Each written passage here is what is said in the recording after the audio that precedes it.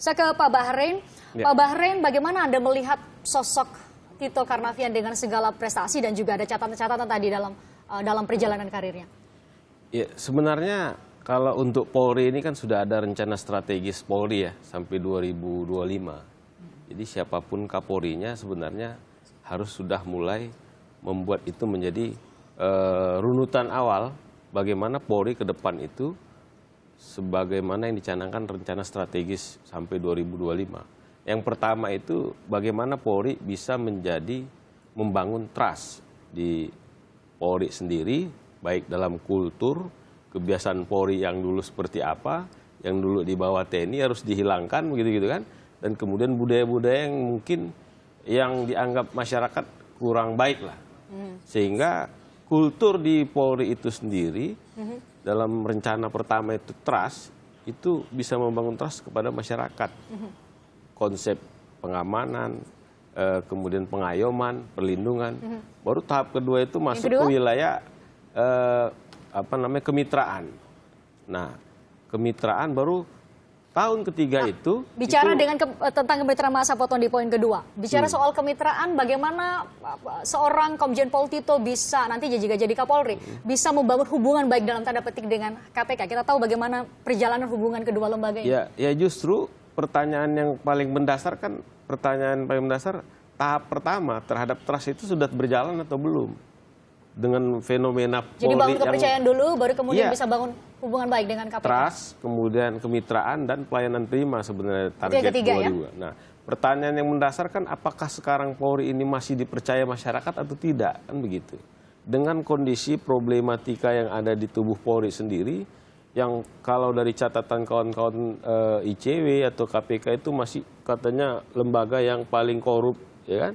Masih diperkirakan masih harus dibenahi terus-menerus. Nah, artinya kepercayaan itu kan penting, di mana ketika Polri, siapapun pemimpinnya, harus membangun itu. Nah, siapapun pemimpinnya, kalau bicara Pak Tito tidak mungkin sendirian, Pak Bahrein. Iya.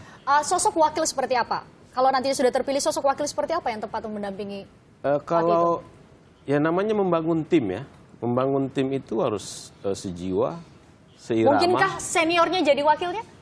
Ya, Pak Tito sudah biasa dengan pola-pola dia sebagai Kapolda Metro pada saat itu, wakilnya itu senior dia.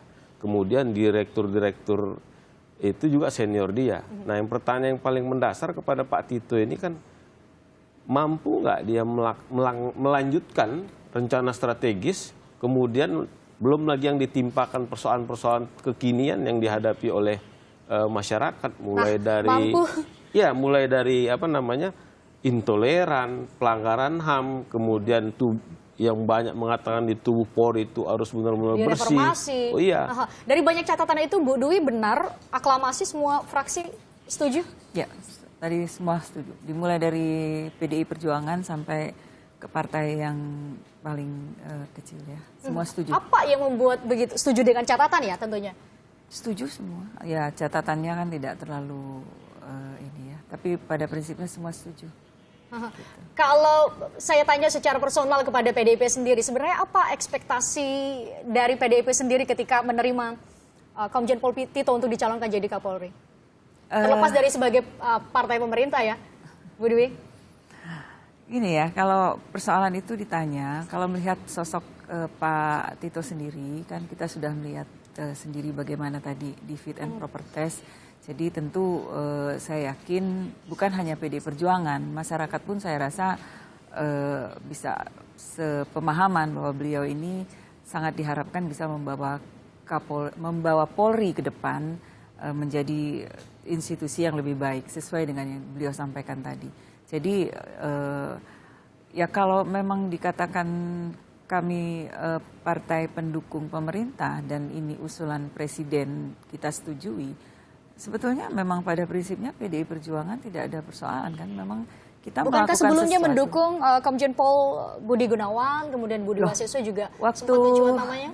Waktu kita dulu mendukung Pak Budi Gunawan itu juga kan atas usulan dari pemerintah juga, bukan kita yang tiba-tiba mengusulkan, kan itu satu persoalan, satu proses yang terjadi dibawa oleh presiden di surat dikirimkan dan semua fraksi juga menyetujui seperti sekarang ini. Sebetulnya proses-proses yang kita jalankan biasa-biasa saja menurut tatanan konstitusi, kita sudah menjalankan dengan benar. Tapi bahwa kemudian waktu itu menjadi hiruk pikuk, itu kan di luar dari kekuasaan PDI Perjuangan. Kita hanya menegakkan konstitusi. Tapi kalau sekarang Pak Tito dalam hal ini, alhamdulillah sampai tahap tadi mulus-mulus saja, dan mudah-mudahan itu bisa puncaknya di paripurna juga. Jadi kalau ditanya apa ekspektasi Komisi 3 nih dari berbagai fraksi yang ada, apa ekspektasi Komisi 3 terdekat dulu dari seorang Komjen Pol Tito Karnavian? Tadi seperti tadi yang disampaikan ya, reformasi di internal Mabes Polri, kemudian bagaimana kerjasama yang baik dengan lembaga penegak hukum, khususnya KPK, karena bagaimanapun kan track recordnya terakhir belakangan ini antara Polri dengan KPK kan selalu bersinggungan untuk hal-hal yang tidak pas di mata masyarakat. Dan lain sebagainya. Tentu yang paling penting PR buat Pak Tito bahwa banyak anggota Polri yang mempunyai kesejahteraan di bawah standar. Dan itu tadi tentu menjadi PR yang berat, karena bagaimanapun juga kita tidak ingin ke depan melihat ada polisi bunuh diri atau jadi pemulung lagi seperti tadi yang disampaikan di dalam.